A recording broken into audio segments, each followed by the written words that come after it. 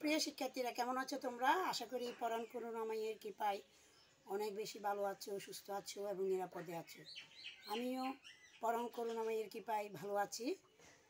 আজকের অনলাইন ক্লাসে তোমাদেরকে স্বাগতম। আমি আজ তোমাদেরকে সপ্তম শ্রেণীর বাংলা আনন্দ পাঠ বইটি থেকে মানুষের মন বনফুলে লিখিত 19 পৃষ্ঠা এ নিয়ে কিছু আলোচনা করব। আশা করি সম্পূর্ণ পাঠটি তোমরা শ্রবণ করবে মনোযোগ সহকারে। ইতিমধ্যে হয়তো বই খাতা কলম নিয়ে তোমরা তোমাদের পড়ার টেবিলে বসে গেছো। প্রিয় শিক্ষার্থীরা, আজকে নির্ধারিত আলোচনায় যাওয়ার আগে আমি তোমাদেরকে পূর্বের পাঠটি নিয়ে একটু আলোচনা করি। যদি তোমাদের মধ্যে কোনো অস্পষ্টতা থাকে তাহলে তোমরা আশা করি উপকৃত হবে। আমি গত ক্লাসে তোমাদেরকে গর্বিণী মা জননী সিকান্দর আবু জাফর লিখিত এই কবিতাটি নিয়ে আলোচনা করেছিলাম। সিকান্দর আবু জাফর সাতক্ষীরা জেলায় 1919 সালে জন্মগ্রহণ করেন। তার বিখ্যাত কাব্যগ্রন্থ বাংলা ছড়ো কাব্যগ্রন্থ থেকে তিনি এই গর্বিণী মা জননী কবিতাটি নিয়েছেন। 1975 সালে এই সিকান্দর আবু জাফর কবি মারা যান। তাহলে আমরা গর্বিণী মা জননী কবিতা থেকে যেটা শিখেছিলাম, যেটা বলেছিলাম খেয়াল করো। কবি দেশমাতৃকা বাংলাদেশকে ভাগ্যবতী পুণ্যবতী হয়ে ওঠার অনেকগুলো কারণ এখানে অন্বেষণ করেছেন। কবি বলেছেন এই সংস্কৃতির সঙ্গে আমাদের পরিবেশ প্রকৃতির অবিচ্ছেদ্য সম্পর্ক রয়েছে।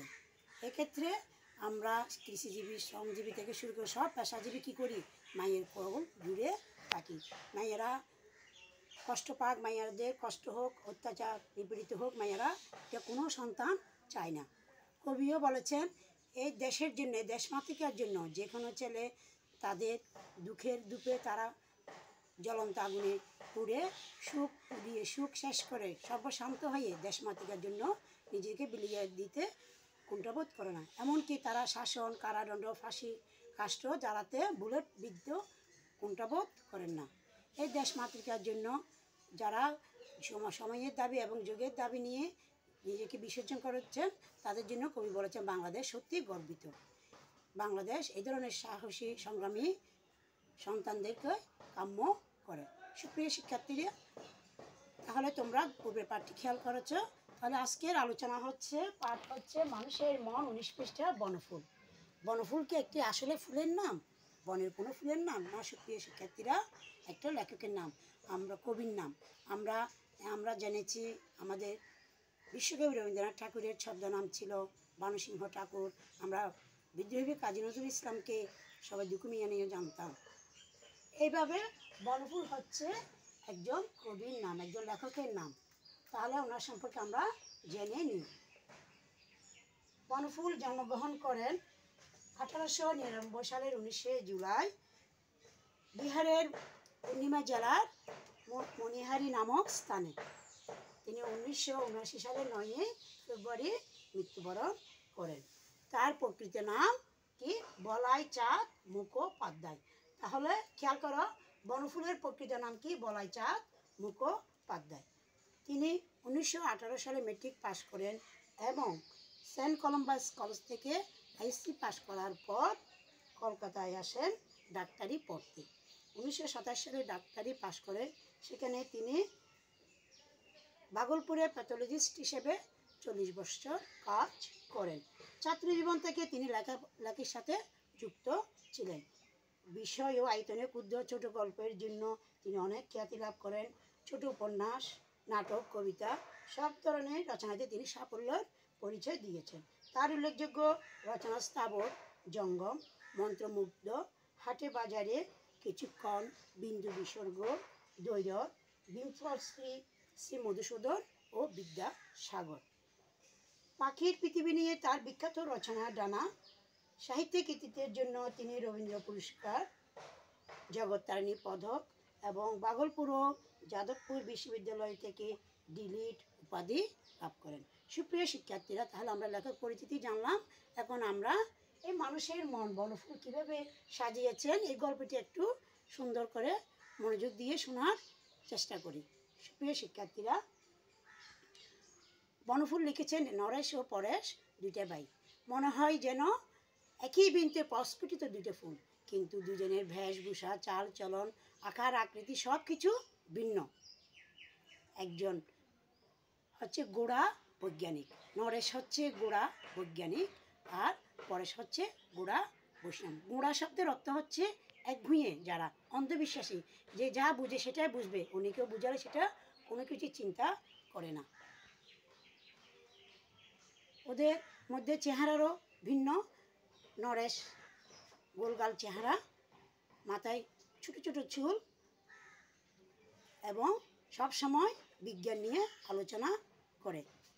আর এদিকে পরেশের হচ্ছে বাবরি কাটা চুল, গলায় কণ্ঠি, যারা সাধু সন্ন্যাসীরা তোমরা খেয়াল করবে হিন্দু ধর্মে যারা পড়ে, আর কপালে হচ্ছে চন্দনের তিলক। সব সময় রামায়ণ এবং যোগ সাধনায় পরেশ ব্যস্ত, আর ও হচ্ছে যে কোনো ধরনের থিওরি পড়া নিয়ে ব্যস্ত, সবসময় বিজ্ঞানসম্মত সব কিছু নিয়ে ব্যস্ত। তাদের মধ্যে কিন্তু একসাথে এত ভিন্নতার মধ্যেও তারা একই জায়গায় একই ঘরে সুন্দর করে বসবাস করে আসছে।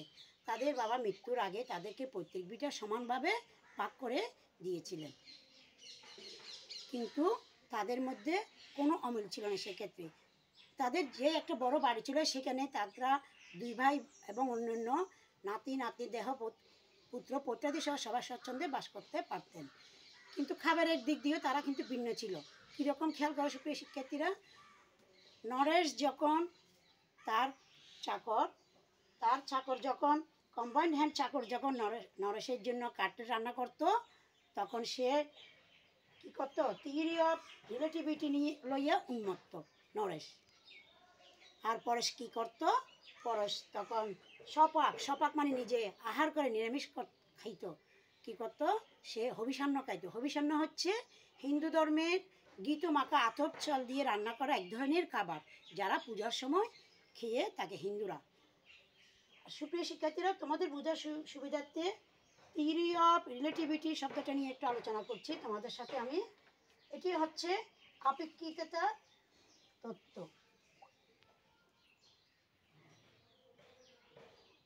এটা গ্যালিলিও একটু করে ধারণা দিয়েছিলেন, পরে জার্মান দার্শনিক কী করেছিলেন, জার্মান দার্শনিক এটার পূর্ণতা দিয়েছিলেন আইনস্টাইন। তিনি বলেছেন শক্তি, ভর, ওজন, গতি ইত্যাদি এটার সাথে সম্পর্ক। তাদের মধ্যে অনেক মিল, নরেশ আর পরেশ দুজনে ভাই অনেক মিল, কিন্তু তাদের মধ্যে অমিল থাকলেও একটা বিষয়ে বেশি মিল ছিল, সেটি ছিল পল্টুকে সবাই দুজনে খুব বেশি ভালোবাসত। পল্টুকে এখন তাহলে তোমাদের মধ্যে মনে প্রশ্ন যাচ্ছে, পল্টু হচ্ছে নরেশ এবং পরেশের একটা ভাইয়ের ছেলে। তার ভাইয়ের নাম ছিল তমেশ। এলাহাবাদে চাকরি করত, তার স্ত্রীর নাম ছিল মনোরমা। একদিন কলেরা আক্রান্ত হয়ে দুজনে মারা যায়। মৃত্যুর সময় টেলিগ্রামে তাদের দুজনের হাতে তার ভাইপো পল্টুকে সঁপে দিয়েছিল। পল্টু খুব খুশি। তারা তো বিয়ে করে নাই, নরেশ এবং পরেশ দুজনেই কিন্তু অবিবাহিত, কারণ তারা একজন ভক্তি মার্গ বিশ্বাস করে, একদিন করে জ্ঞান মার্গ। ভক্তি মার্গকে বিশ্বাস করে, এটা হচ্ছে পরেশ। জ্ঞান সাধনার পথে ভক্তি ছাড়া কিছুই বুঝে না সে। আর নরেশ জ্ঞান মার্গ, সে সবসময় জ্ঞান নিয়ে প্রস্তুত। দুজনে কিন্তু এমএসসি পাস করেছে, পরেশ সংস্কৃতে আর নরেশ কেমিস্ট্রিতে। পল্টু তো মহাখুশি। ওখানে এসে পল্টু চিন্তা করলো দুজনেই ভিন্ন রান্না করে খায়। সে কিছুদিন নরেশের সাথে কাটলেট, মুরগি, এই সেই নানাবিধ খাবার খেয়ে যখন মুখে অরুচি চলে আসে, তখন সে পরেশের এখানে হবিষান্ন খাইতে যায় নিরামিষ। এভাবে তার দিন কাটছিল। তার বয়স 16 বছর, পল্টুর বয়স হচ্ছে 16 বছর। এবার মেট্রিক দিবে। খুব সুন্দর স্বাস্থ্য, ধবধবে ফর্সা গায়ের রং। একদিন হঠাৎ করে এই পল্টুর জ্বর হলো। পল্টুর জ্বর হওয়ার পর তারা মহা ব্যতিব্যস্ত হয়ে পড়লো ভাইপোকে নিয়ে। তারা কি চিন্তা করলো, নরেশ বলতেছে কি ডাক্তার ডাকতে হবে, অ্যালোপ্যাথিক ডাক্তার ডাকা হলো। ডাক্তার বললেন এই জ্বর সারবে না, 7 দিন লাগবে। পরেশ চিন্তা করলো না, এতে তো হবে না, তাকে কি করতে হবে, জ্যোতিষীকে ডাকলেন। বললেন কি ওর অসুখ হয়েছে, জ্যোতিষী বললেন 21 দিনের জ্বর ছাড়বে না। এরকম করতে করতে দুজনের মধ্যে বাগবিতণ্ডা চলছিল, কিন্তু হঠাৎ এর অসুখ আরও বেড়েই চলল। বেড়ে যাওয়ার পর একদিন পরেশ বলল তাহলে ও কুষ্টিটা দেখায়। কুষ্টি হচ্ছে হিন্দু ধর্মের জন্ম পত্রিকা। এই যে ওদের দিন, ক্ষণ, তারিখ, জন্ম বৃত্তান্ত ওখানে লিখা হয়। 6 দিনের দিন, জন্মের 6 দিন পরে এটা হিন্দু ধর্মে লিখা হয়ে থাকে জ্যোতিষ এনে। এর আগে কিন্তু পরেশ কবিরাজি চিকিৎসাও করিয়েছে, কোনোটাতে কাজ হচ্ছে না, দিন দিন অবস্থা খারাপ হচ্ছে। এরপরে দেখলো নরেশ আবার ডাক্তার ডাকতে হবে, যখন এর অসুখ ভালো হচ্ছে না, এরকম করতে করতে ওরা নরেশ গেল ডাক্তার ডাকতে। পরেশ মাথায় কী করছে, জল পটি দিচ্ছে, জ্বর যেন সেরে যায়। হঠাৎ পল্টু কান্না করে বলতে লাগলো, মা বাবা তোমরা আমাকে নিয়ে যাও, আমি আর পারছি না। তখন কি হলো, পরেশের সেই ভক্তিমার্গে বিশ্বাসী, রামায়ণে বিশ্বাসী, যোগ সাধনে বিশ্বাসী পরেশের বুক ধপ করে উঠল। সে চিন্তা করলো কী করবে, তাকে জ্ঞান সাধনার চেয়ে ভক্তি সাধনায় এই যে কোথায় যাবে। তখন সে চিন্তা করলো তারকেশ্বর যাবে। তারকেশ্বর কোথায়? তারকেশ্বর হচ্ছে হুগলি জেলার একটি থানা, পশ্চিমবঙ্গের বিখ্যাত শিবতীর্থ, কলকাতা থেকে 58 কিলোমিটার দূরে অবস্থিত। এখানে তারকনাথের মন্দির অবস্থিত। এখান থেকে গিয়ে সে কি করবে, চরণামৃত আনবে। চরণামৃত কি, হিন্দু ধর্মের দেবদেবীর পূজার পর ফুল বেলপাতা দিয়ে ধারে করে কিছু পানীয় রাখা হয়, এটাকে চরণামৃত বলা হয়।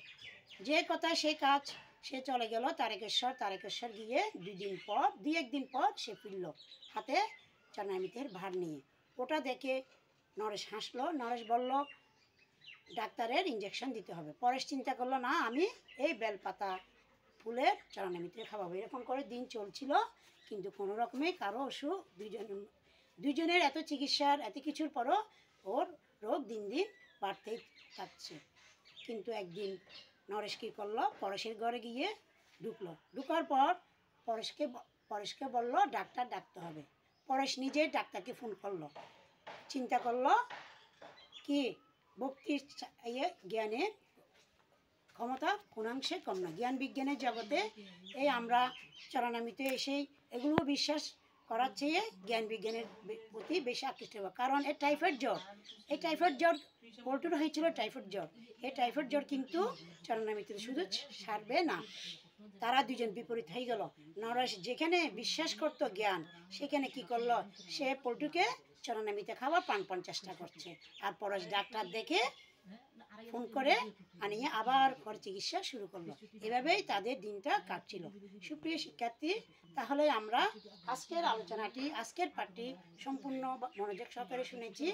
এই পাঠে আমরা ভক্তিমার্গ এবং জ্ঞান মার্গ দুটি পৃথক পৃথক ধারণা নিয়ে জ্ঞান লাভ করলাম। তাহলে আজ আর নয়, আমরা যা আলোচনা করেছি এটার উপরে তোমাদেরকে আমরা একটি বাড়ির কাজ দিব। বার্ষিক পরীক্ষার জন্য খেয়াল করো সুপ্রিয় শিক্ষার্থীরা, শোভন উদাসীন হয়ে ঘুরে বেড়ায়, পরিবারের খোঁজ খবর তেমন রাখে না, নিজের মধ্যেই ডুবে থাকে, আর মনে মনে চিন্তা করে ভক্তি সাধনার মাধ্যমে স্রষ্টার সান্নিধ্য কিভাবে লাভ করা যায়।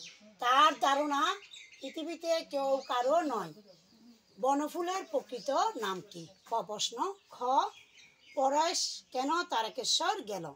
গ শোভন মানুষের মন গল্পের কোন চরিত্রের ইঙ্গিত করে ব্যাখ্যা করো। গ উদ্দীপকটি গল্পের আংশিক বক্তব্যকে প্রকাশ করে মূল্যায়ন করো।